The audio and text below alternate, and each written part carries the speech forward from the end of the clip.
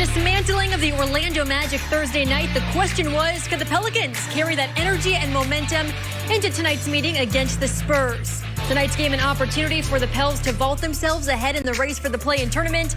After trailing the Spurs by 9 at the break, the Pelicans tried to orchestrate a comeback. However, they could not get the job done. 110-108, the final in New Orleans. The Spurs taking the season series. As we welcome you into the Bally Sports Studio for this edition of Pelicans Live, brought to you by Toyota. I am Katie Engelson alongside David Wesley. And David, another frustrating loss for the New Orleans Pelicans. Your reaction to this one?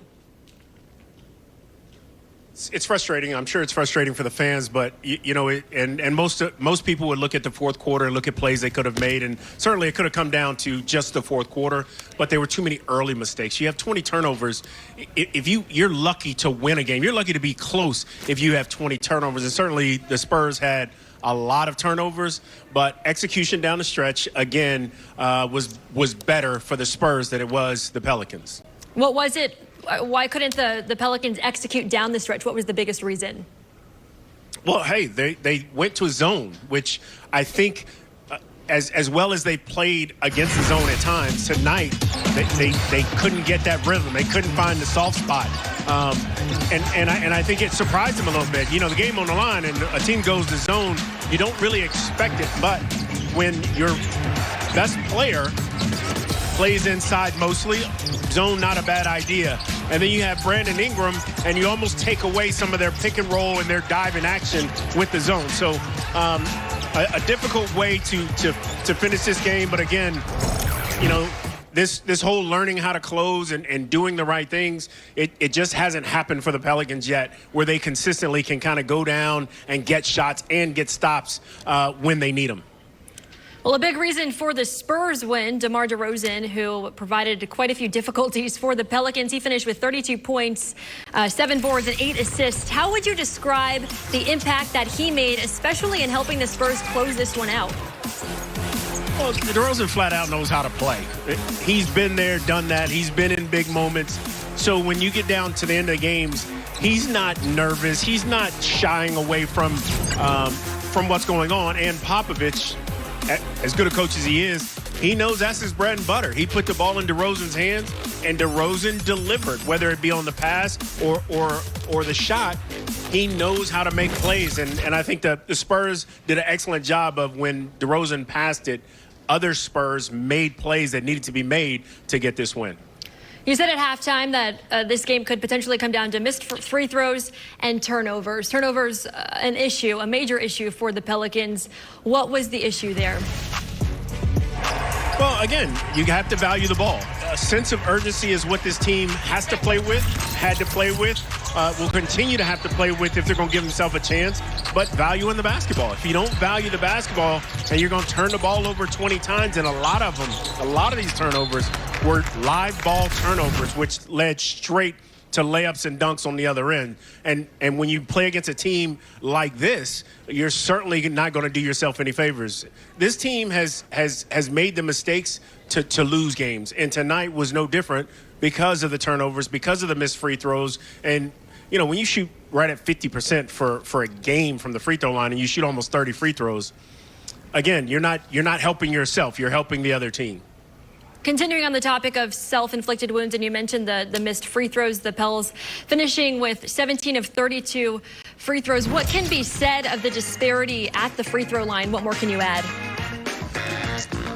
Well, you have a team that plays in the paint. If you play in the paint, you're going to get more foul calls. Well, they're getting there. That's the great thing about this team. They're getting to the free throw line. But if you're not making the teams pay for fouling you, then it's almost like a turnover, especially the 0 for 2s. It's just like a turnover. And certainly when you turn the ball over 20 times and you have a couple of 0 for 2s, now your turnovers are looking like 22, 23, 24.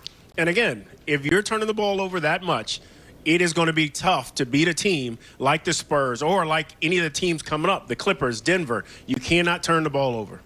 Well, despite the mistakes and the outcome, a bright spot for the New Orleans Pelicans once again was Zion Williamson, and he continues to rewrite the record books with his 9th point tonight. Zion Williamson reached 2,000 points in just his 79th game, tying Rick Barry and Elgin Baylor for 10th fastest in NBA history, marking fewest number of games since Michael Jordan in 1985. David, crazy to think that Zion is only getting started. Well, yes, he is only getting started, and if he continues on this pace, there's no doubt Hall of Fame. I mean, most of those guys on that list are Hall of Famers, and Zion, health and the ability to play at that level for a long time would be no different. He's fun to watch, and what he does and how he carves up defenses, his explosiveness, all of that is fun to watch. And each and every night, he puts up numbers that just, they're eye-dropping. 33-14. He's always efficient. And this is one of his less efficient nights, if you can, but still really efficient. He finished with 33 points, 14 boards. How would you mentioned that efficiency, but what more can you say of his contributions in this one? Well, I think, his ability to make plays, him making plays for this team, him handling the ball for this team. And again, I keep saying this over and over.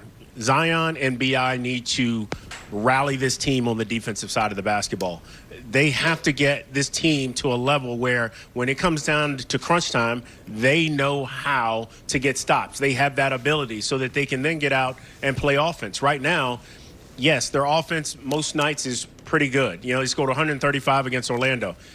The other part of it is, can they get stops? Can they get stops when they need them? Can they get a basket when they need them? And that's when it comes down to clutch time. This team is trying to grow, and they will, and they're trying to get there.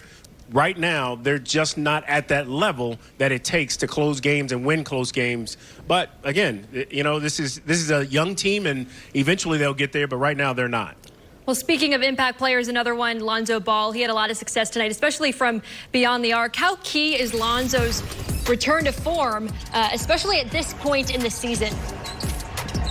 I said the other night when he struggled that it's okay to struggle, but the fact that they know he's shooting the ball well this season from downtown, him being on the floor is awesome. And when he can do this, and tonight he had his stroke going again, it's great to see. It spreads the floor. It allows other players to operate. B.I., Zion. I love the way his confidence is. I love the way he plays the game. But again, all the things that they do, whether they shoot the ball well, whether they run in transition, all those things, they have to be able to get stops. And this is where all this conversation is going to come to. Getting stops and then, of course, making plays down the stretch.